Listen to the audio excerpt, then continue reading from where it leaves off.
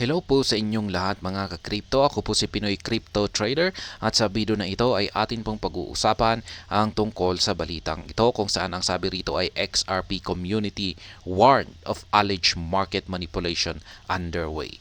Ayan. Isa po itong meron daw pong isang inilabas na babala para sa buong community ng XRP or sa lahat po ng mga investors or holders ng XRP token sapagkat mukhang may mangyayari po na market manipulation. Kung pag sinabi po nating market manipulation ay yung kanilang imamanipula yung market price, yung intentional nilang pagagalawin ito. Kaya ayan, malalaman natin kung paano nga ba yung gagawin nilang manipulation dito. Pero bago po tayo magpatuloy ay nais ko pong bigyang linaw ang aking disclaimer kung saan ang nilalaman po ng video na ito ay hindi po ito isang financial advice. For education and information purposes lamang po ang layunin nito. Maliban po dito ay nais ko na rin pong magbigay babala na wala pong kahit anumang group chat ang Pinoy Crypto Trader. Ayan mga ka-crypto, ang sabi rito ay a prominent XRP community figure has called the attention of the XRP to an alleged significant market manipulation. Ayan, manipulation fueled by 0.01% of the wealthy elite and banks. Ayan. Yung ayon dito sa isang prominent XRP community figure, yan, or isang kilalang membro ng community ng XRP ay siya po ang naglabas yan sa allegation na ito or aligasyon na may magaganap daw na isang market manipulation. At yung gagawa raw sa mga ito ay yung mga mayayaman, mga elite at saka mga bangko. Ayan. 0.01% daw po yan ng mga pinakamayayaman. Yan, at saka yung mga bangko. Kaya, ayan, magagawa nila yan kung talagang mayroon silang kakayahan na i-manipulate si XRP kung talagang magtutulungan yung mga mayayaman. Ayan, notable crypto and stock-focused financial blog Wall Street Bulls recently brought these allegations to the limelight. As point out, the alleged manipulation is the primary reason behind the suppression of the value of XRP. Ayan, yan po ang sinabi niya kung bakit raw nagkakaroon ng suppression or parang napipigilan yung galaw ni XRP ay dahil daw po sa manipulation na ito kay XRP. Ayan, Wall Street Buzz. Urgent alert. Attention, XRP holders, there's a significant market manipulation underway, and it appears that the 0.01% wealthy elite and major bankers are on the helm of it. Yan. Yan po yung kanyang aktual na pahayag dito. Kaya hirap na makaangat ang XRP. Alleged XRP market manipulation. The blog claims the financial giants behind the manipulation of XRP have a history of doing the same with other assets. The blog pointed out that precious metals like gold are also a target of these wealthy entities. Ayan. Yan po ang sabi rito na yung mga financial giants na ito.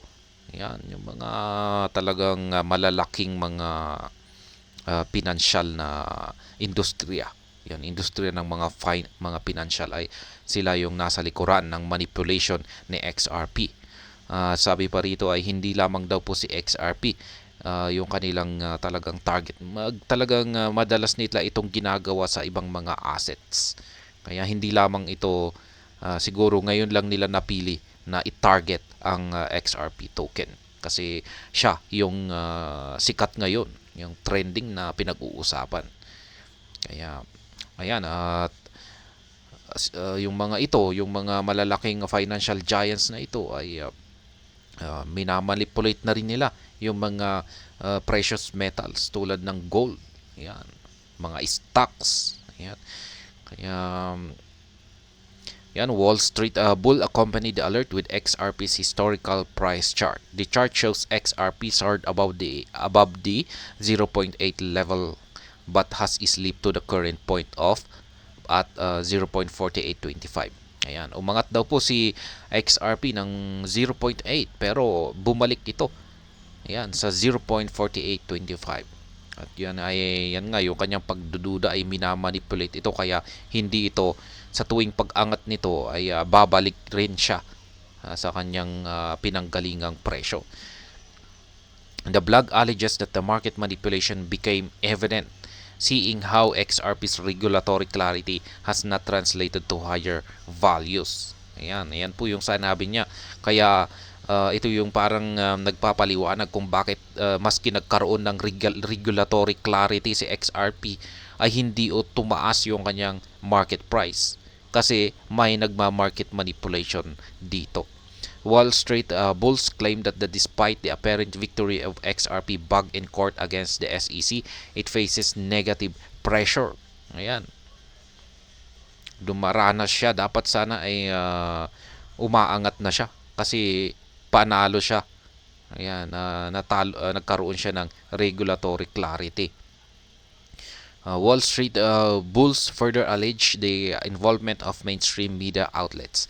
The blog said that the media has supported the manipulators through unwarranted attacks on XRP. The goal is simple: to reduce the value of XRP and make it less credible to the public. Yan. Yan lamang daw po yung layunin ng mga manipulators na ito. Ang pabagsakin yung presyo ni XRP. At kung pag bumagsak ito, yung tingin ng mga investors o publiko kay XRP ay napakawalang silbi. Kaya iiwanan nila ito.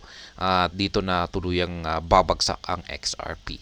Kaya yan lamang po yung simpleng layunin ng mga manipulators na ito. Talagang gusto nilang pabagsakin si XRP.